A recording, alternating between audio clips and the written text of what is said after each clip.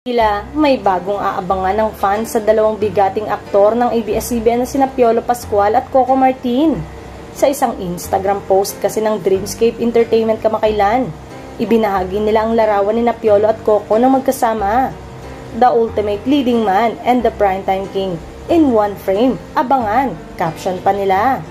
Umani tuloy ng samot-saring reaksyon mula sa mga netizen ng naturang post. Narito ang ilan sa kanilang mga komento. Sana naman, may kasamang Juday naman dyan. ABS-CBN and Dreamscape, pakiusap naman reunion project naman ni Piolo at Juday please. That is something really worth doing and waiting for. Say naman ang ilan, baka umano crossover si Piolo sa Batang Quiapo at siguro siya yung tatay ni Pablo. Crossover episode parang Grey's Anatomy and Station 19.